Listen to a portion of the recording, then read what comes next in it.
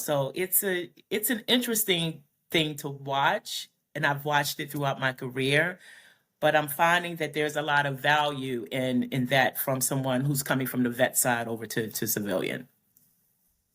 See Yeah. that.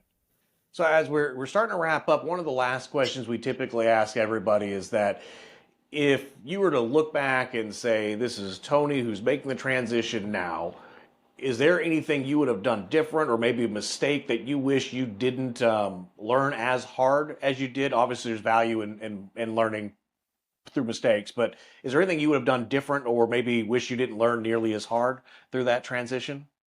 Yeah, made a lot of mistakes, a lot of mistakes, a lot of Me too.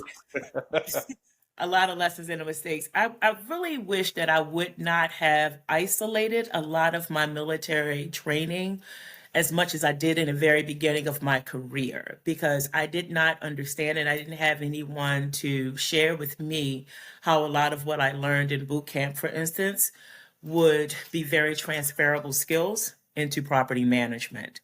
Was in, where I did my boot camp, where I did my advanced training, very lots of diversity happening there, people from all walks of life. And it taught me resilience in navigating people. And that part was great for property management. But the biggest mistake that I made was not taking a lot of those hard lessons from the military and applying them to how I navigated some of the challenges that I had in property management because there was no one who would tell me, hey, listen, you do know that you just went through that when you did, PT at 4 a.m. in the morning and where you had to call cadence while you were running 3 miles, 30, for 3 miles, at the break of dawn. And you have that in you.